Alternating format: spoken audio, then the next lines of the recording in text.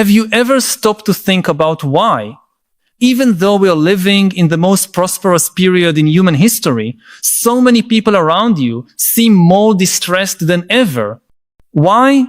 In an era where we have instant access to any information, connection with people worldwide, and opportunities our ancestors never dreamed of, is there this growing sense of emptiness, that something fundamental is missing? Perhaps you feel this yourself, that silent restlessness that emerges when digital distractions stop for a moment and you wonder if you're truly living or just existing on autopilot. You're not alone in this experience, and what you're feeling might be the first sign of something much larger approaching. Imagine for a moment the life of a medieval peasant.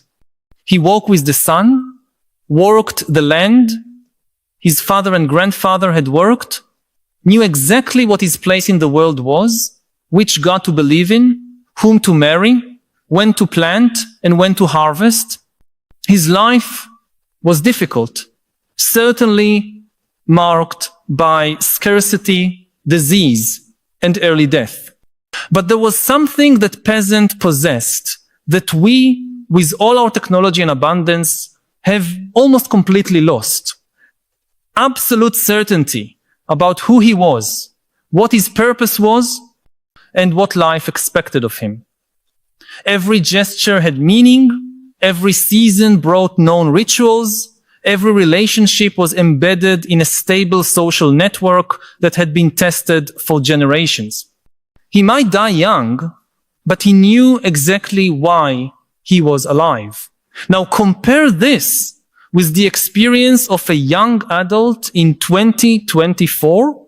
He has access to more information than any emperor in history, can instantly communicate with people on distant continents, has career opportunities that didn't exist a decade ago, but every morning he needs to construct his identity from scratch, decide what to believe among thousands of digital influencers, choose among hundreds of career options that might become obsolete before he even graduates, navigate liquid relationships, where even the concept of romantic love is constantly being redefined. He might live to 90, but spends most of his time wondering what the point is of living so long. This is the great transformation of our time, and it's creating the ground for a completely new crisis. While economists and politicians prepare for possible financial collapses, recessions, or trade wars, the real storm approaching won't be measured in GDP or stock indices. It will be measured in rates of depression, anxiety, suicide, and a completely new form of human suffering we're still learning to name: collective existential crisis. For centuries, humanity organized its societies around grand narratives that gave meaning to both individual suffering and collective progress. Religion promised that earthly suffering would be compensated in eternal life. Nationalism suggested that personal sacrifices served the glory of the homeland. Socialism guaranteed that present difficulties were building a utopian future for all. Even capitalism offered its own version of meaning. Work hard, be successful, consume, and you'll find happiness through material progress. But what happens when all these narratives begin to crumble simultaneously? When religion loses relevance for large urban populations, when nationalism reveals itself as an artificial construction that serves more to manipulate than to unite, when socialism fails in its utopian promises, and when capitalism itself begins to produce more anxiety than satisfaction, what remains is an entire generation of human beings who are highly educated, technologically connected, and materially comfortable, but completely lost about what to do with their lives. This isn't a crisis that can be solved with economic policies or institutional reforms. It's a crisis of meaning, and it's deepening every year. Statistics already show the signs. Rising depression rates among young people who theoretically have everything to be happy about, anxiety epidemics in prosperous countries, suicide records among populations with high education and income levels. But this is just the beginning. Technology, which was supposed to liberate us, is accelerating this crisis in ways we've barely begun to understand. Every algorithm that personalizes our digital experience isolates us a little more in our own reality bubble. Every screen-mediated interaction reduces our capacity to form genuine human connections. Every notification that interrupts our focus fragments our capacity for deep contemplation and self-knowledge a little more. We are creating tools too powerful for our current emotional wisdom. Think about the paradox we live in.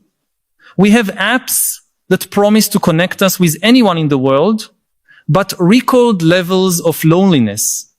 We have access to humanity's entire library in the palm of our hand, but our capacity for concentration is dramatically diminishing. We have medications that can chemically treat depression, but the existential causes of that depression are multiplying faster than our ability to medicalize them. And here lies the true danger of the 2026 crisis. It won't have simple technical solutions. When an economy collapses, we know what to do. We can print money, lower interest rates, create employment programs, restructure debt. When a war threatens international order, we can mobilize armies, form alliances, negotiate treaties. But what do we do when millions of people simultaneously lose the capacity to find meaning in their lives? The answer isn't in more technology, more efficiency, or more economic growth. It might be, paradoxically, in learning to slow down in an era that forces us to constantly accelerate. It might be in rediscovering forms of human connection that don't depend on digital mediation. It might be in creating new rituals and traditions that offer the kind of emotional stability that old institutions used to provide. But perhaps, more importantly still, the solution might be in accepting that we don't need to have all the answers about the meaning of life to live meaningful lives. The medieval peasant had certainties that were largely illusory, built on myths and traditions that wouldn't withstand modern scientific scrutiny. We have doubts that are paradoxically closer to the truth about the complexity of human existence. The emotional crisis approaching might actually be a disguised opportunity, a chance to build a way of living that's more honest about the limitations of human knowledge, more compassionate toward the suffering inherent in existence, and more creative in seeking forms of meaning that don't depend on absolute certainties or promises of permanent happiness. Let me pause for a moment to ask, do you recognize in your own life this constant search for meaning in a world that seems to offer fewer and fewer reliable narratives about how to live? This feeling that despite all the available opportunities, something essential is missing in our collective experience? If these reflections touch on questions you've been carrying, perhaps in silence, know that you're far from alone in this restlessness. Share in the comments. I feel our era lost meaning when your experience might offer valuable insights to others facing the same existential questions, and together we can begin to map the contours of this new crisis before it catches us completely unprepared. Looking toward 2026, we shouldn't expect the symptoms of this emotional crisis to manifest in an organized or predictable way. They might appear as waves of protests that can't clearly articulate their demands, populist political movements that promise simple answers to complex questions, or even as completely new forms of art and culture that express the anguish of a generation lost between worlds. The crucial difference is that this time we'll have the opportunity to face a crisis knowing it's coming. We don't need to wait for millions of people to emotionally collapse before we begin developing psychological resilience, support communities, and sustainable ways of finding purpose. We don't need to wait for traditional institutions to completely collapse before we begin experimenting with new forms of social organization that place emotional well-being at the center of their priorities. Perhaps most importantly, we need to recognize that this crisis isn't a sign of humanity's failure, but of success. For the first time in history, we've solved basic survival problems for a significant percentage of the world's population. Now we're free to face deeper questions about what it means to be human, how to find meaning in finite existence, and how to build societies that nourish not just our bodies, but our souls.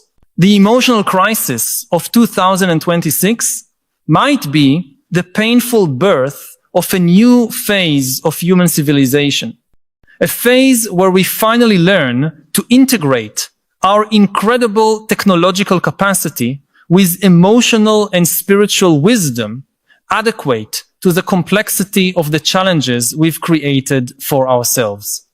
But this will only happen if we start now the conversation about how we want to live, not just how we want to produce, consume, or compete. If you feel these reflections touched on something important about the challenges we face, both individually and as a society, I invite you to be part of this ongoing discussion. By subscribing to the channel, you'll connect with a community of people who, like you, are seeking to wisely navigate through these extraordinary transformations we're experiencing. We don't offer easy answers, because life's most important questions rarely have simple solutions. But we offer a space to explore these essential questions together, collectively building more conscious and compassionate ways of living in this complex and fascinating world we're creating.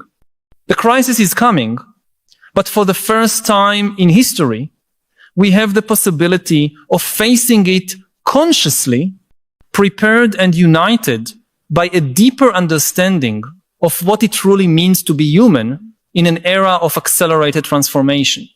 The issue is that we're living what we could call the great emotional acceleration.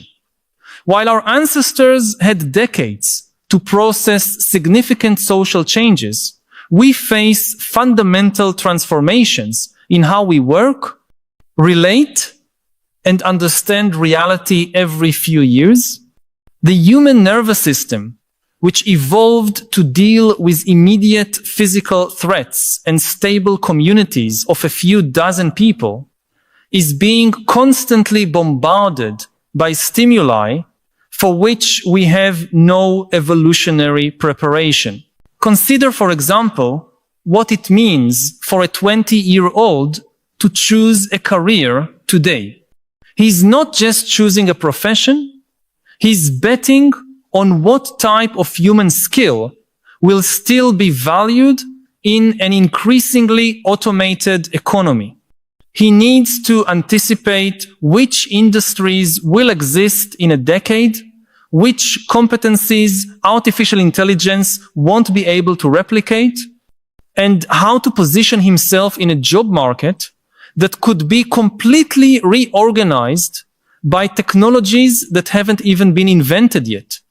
This isn't just economic pressure, it's constant existential pressure. And this happens simultaneously in all areas of life.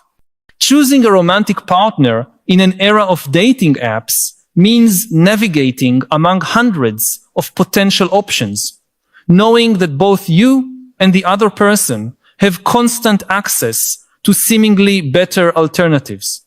Forming a personal identity means choosing among thousands of digital influencers, belief systems, and lifestyles competing for your attention on social media.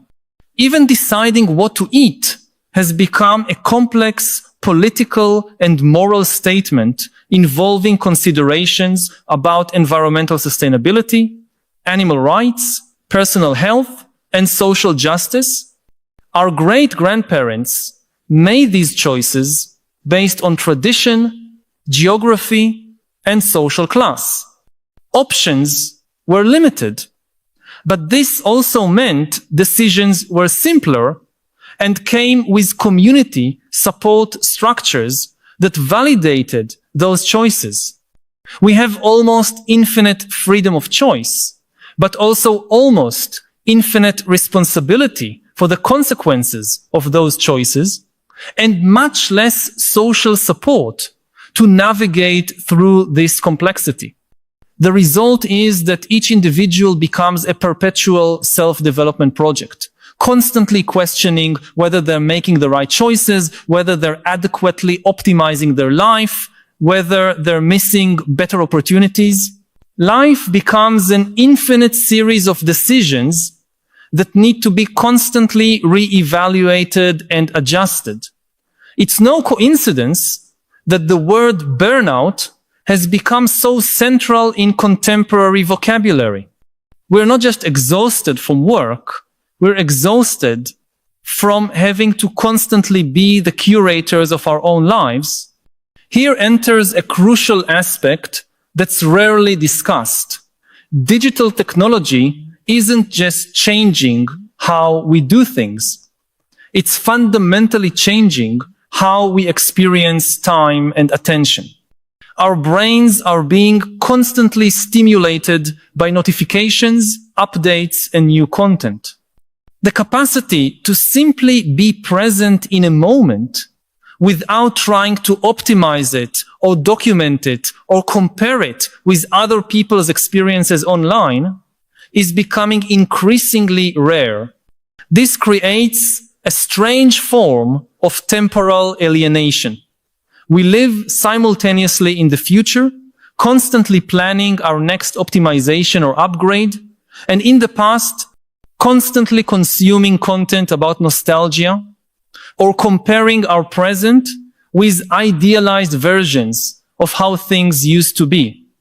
The real present, where human life actually happens, becomes increasingly difficult to access.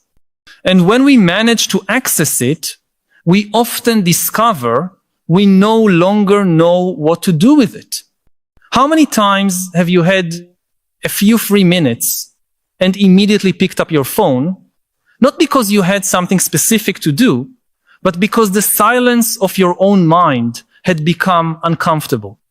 We are losing the capacity to be alone with our own thoughts, and consequently, losing access to the psychological processes we traditionally used to process difficult experiences and integrate learnings about ourselves. The 2026 crisis won't just be about individuals feeling lost. It will be about the collapse of collective systems that used to help people process emotional difficulties. Traditional institutions of psychological support, extended family, religious communities, local associations, even stable workplaces where people developed lasting relationships, are being rapidly replaced by more superficial and transitory digital connections. When someone faced a personal crisis 50 years ago, there were established social structures to offer support. Extended family gathered, the religious community offered healing rituals and meaning, neighbors provided practical help. Today, a person in emotional crisis often finds themselves alone with their own psychological resources, perhaps with access to professional therapy if they have financial means, but without the informal support networks that historically sustained people through difficult periods. Paradoxically, this happens at a time when theoretically we're more connected than ever. But digital connection isn't equivalent to real emotional support. You can have 1,000 online followers and still feel profoundly alone when facing a real crisis. You can be constantly in contact with people through messages and still have no one you can honestly talk to about your deepest doubts. Even more problematic is that digital platforms often amplify constant social comparison. Every personal experience is unconsciously compared with curated and optimized versions of other people's lives we see online. This creates a completely new form of psychological suffering in human history. The constant feeling that everyone else is living more interesting, more successful, and more meaningful lives than ours. This phenomenon is creating what we might call comparative depression. It's not traditional clinical depression caused by chemical imbalances or specific traumas. It's a subtler, but perhaps more pervasive form of existential dissatisfaction caused by constant exposure to lives that seem more successful than ours. And since these comparisons are based on highly edited representations of other people's reality, it's a competition that's impossible to win. Now imagine this multiplying on a social scale. It's not just individuals facing these pressures. It's entire societies trying to navigate transformations for which we have no historical precedents.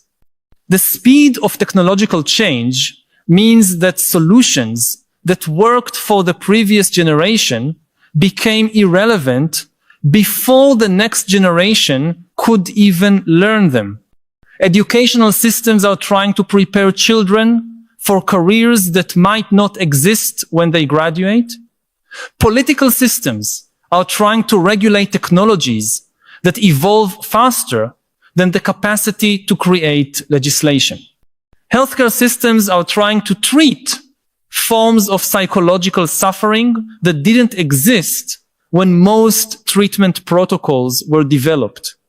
It's in this context that we must understand the 2026 crisis not as an isolated event, but as the moment when these accumulated tensions reach a critical tipping point.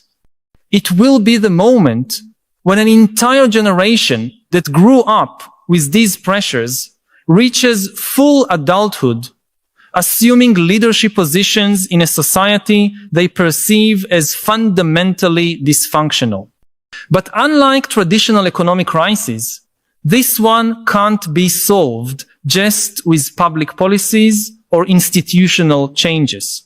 It will require a transformation in how we understand what it means to live a meaningful human life in an era of accelerated change. The good news is that this transformation is already beginning to emerge in unexpected ways. Global mental wellness movements are creating new vocabularies for discussions about psychological health. Online communities are experimenting with more authentic and less competitive forms of connection. Companies are beginning to recognize that sustainable productivity requires attention to workers' emotional well-being. More importantly still, a new generation of thinkers, artists, and social innovators is emerging with an intuitive understanding that the problems we face require solutions that integrate technological wisdom with emotional intelligence. They're creating art forms that process digital anxiety, developing technologies that promote genuine connection instead of digital addiction, and experimenting with forms of social organization that prioritize collective well-being over economic growth at any cost. The 2026 crisis might be the catalyst that forces humanity to finally confront questions we've been avoiding. How do we want to live? What constitutes a well-lived life in an era of material abundance and scarcity of meaning? How can we use our incredible technological capacity to support human flourishing instead of just economic efficiency? These aren't questions that can be solved by experts or governments. They require an honest collective dialogue about values, priorities, and the kind of future we want to create for ourselves and future generations. I need to pause again and ask, do you feel we're living in a unique historical moment where fundamental questions about how to live are being posed more urgently than perhaps they have been for centuries? Do you perceive in your own experience this tension between the incredible possibilities technology offers and the growing difficulty of finding stable meaning in a constantly changing reality? If these reflections echo your own concerns about the direction of our civilization, share in the comments. I see signs of the 2026 emotional crisis when your perspective might contribute to a deeper collective understanding of the challenges we're facing, and perhaps to solutions that can only emerge when we recognize we're not facing these questions alone. What makes this crisis different from all previous ones is that it's forcing humanity to evolve psychologically at unprecedented speed. We don't have the luxury of centuries to gradually adapt to new realities. We need to develop new emotional and cognitive capacities in real time while navigating the very transformations that are creating the need for these adaptations. This suggests that solutions to the 2026 crisis won't come just from external changes in policies or technologies, but from an internal transformation in how human beings relate to themselves, to each other, and to the purpose of their lives. We are being called to become wiser, more compassionate, and more resilient at a speed that will test the limits of human adaptability. But if we succeed, if we can use this crisis as an opportunity to make this evolution consciously, we might be on the threshold of a completely new phase of human civilization. A phase where we finally learn to live according to our true nature as meaning-seeking beings in harmony with the powerful tools we've created, in a society that nurtures both our individual potential and our collective well-being. The choice is ours, and time is running out. But for the first time in history, we have both the awareness and the necessary tools to make this choice consciously. The question is whether we'll have the courage and wisdom to do it before the crisis forces us into changes that might be much more traumatic than the transformations we could consciously choose today. If you've made it this far in this reflection, you're probably someone who feels the urgency of these questions in your own life. I invite you to join this ongoing conversation about how we can collectively navigate through this extraordinary transformation. By subscribing to the channel, you'll become part of a community of people committed to developing both intellectual understanding and practical wisdom for the unique challenges of our time. Together, we can explore not just the problems we face, but the extraordinary possibilities that open up when we consciously confront the deepest transformation moments in human history. The future we create depends on the conversations we begin today.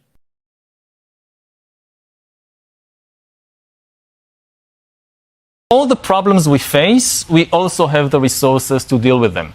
Whether it's climate change, whether it's the rise of AI, we have the resources. What we usually lack is the motivation and the ability to cooperate with one another.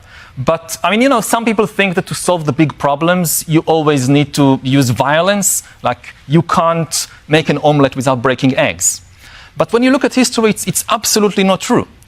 You think, for instance, about the feminist revolution. After thousands of years of a huge injustice, feminism made a huge change in the social structure of humanity without starting any wars, without assassinating anybody, no guillotines in City Square. So that's one of the hopeful examples of how people can, just by changing the story, also change the world. The idea that stories...